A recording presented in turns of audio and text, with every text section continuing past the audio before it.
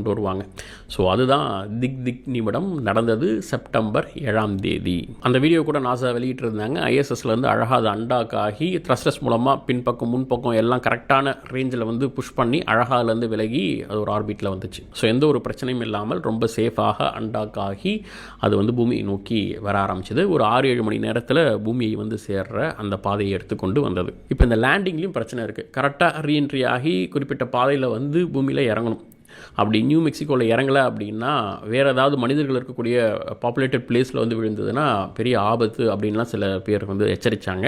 But NASA கரெக்டாக plan வச்சுருந்தாங்க, backup plans. அங்கே வந்து இவங்க குறிப்பிட்ட இடத்துல விழலை அப்படின்னா அது கடலில் போய் விடுற மாதிரி செட் பண்ணியிருந்தாங்க. பட் இவங்க நினச்ச இடத்துலையே அது கரெக்டாக வந்தது. ஸோ எல்லாம் பிளான் பண்ணபடியே அழகாக அட்மாஸ்பியருக்குள்ளே வந்துச்சு. அந்த சர்வீஸ் மாடியூல் அப்படிங்கிறது பிரிஞ்சு அது வந்து பேர்ன் ஆகிடுச்சு. இவங்களுடைய க்ரூ மாடியூல் அழகாக பேராஷூட் ஓப்பன் பண்ணி குஷன்ஸ்லாம் கீழே ஓப்பன் ஆகி சேஃபாக லேண்ட் ஆச்சு குறித்த இடத்துல. அதை சேஃபாக வந்து லேண்ட் ஆகிடுச்சு. சுனிதா வில்லியம்ஸும் பேரி வில்மோர் இதுலேயே வந்திருக்கலாமே அப்படின்னு நீங்கள் கேட்கலாம். ஆனால் இது ரொம்ப ரிஸ்க்கான ஒரு ப்ராஜெக்ட் தான். நல்வாய்ப்பாக எதுவும் நடக்காமல் சேஃபாக வந்துட்டாங்க. பட் ரிஸ்க் அதிகமாக உள்ளது. ஏதாவது ஒன்று ஆயிருந்ததுன்னா அதனால் நாசா வந்து அந்த ரிஸ்க் எடுக்க அவங்க விரும்பலை.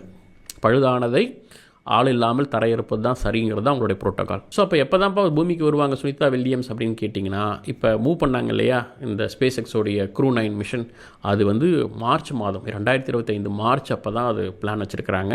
ஸோ அதுக்குள்ளே ரெடி ஆகிடும்.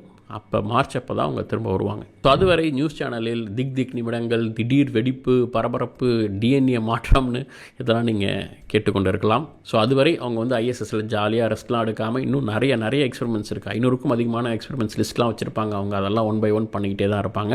அவங்க ஹெல்த்துக்கு பாதிப்பு இருக்கானா இருக்குது. பட் ரொம்ப வருஷக்கணக்கு இல்லாமல் சில மாத கணக்கு தான் அப்படிங்கிறதால தொடர்ந்து அதுக்காக ஃபிட்னஸ் ஒர்க்லாம் உள்ளே பண்ணிக்கிட்டே இருக்கிறாங்க. ஸோ இது வந்து அந்த விண்வெளி வீரர்களுக்கு புதிதல்ல. இது மாதிரி ஏற்கனவே வருடக்கணக்கெல்லாம் அவங்க இருந்திருக்கிறாங்க. இதையும் தாக்குப்பிடிப்பாங்க. அதுக்கான மன உறுதி அவங்ககிட்ட இருக்குது. தொடர்ந்து வந்து ஃபிட்னஸில் கான்சன்ட்ரேட் பண்ணுறாங்க.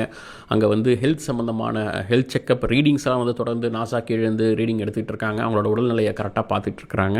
Hope all will be fine. March மாதம் வெற்றிகரமாக அவங்க பூமிக்கு வந்து சேருவாங்க அப்படின்னு நம்புவோம். ஸோ அதுவரை வெயிட் பண்ணுவோம். நடுவில் ஏதாவது முக்கியமான அப்டேட்ஸ் வந்தால் நான் உங்களுக்கு ஷேர் பண்ணுறேன். ஸோ அப்பப்போ வரக்கூடிய அறிவியல் துணுக்கு செய்திகள்லாம் வந்து நம்மளுடைய வாட்ஸ்அப் சேனல்லையும் டெலகிராம் சேனல் அப்புறம் இன்ஸ்டாகிராம்லாம் நான் போஸ்ட் பண்ணிகிட்டு இருக்கேன். நீங்கள் இதுவரை ஃபாலோ பண்ணலன்னா ஃபாலோ பண்ணிக்கலாம். இன்னும் நிறைய சுவாரஸ்யமான விஷயங்கள் தெரிஞ்சுக்க வேண்டியது இருக்குது. தொடர்ந்து இணைந்திருங்கள். மிஸ்டர் ஜிக்கியுடன்.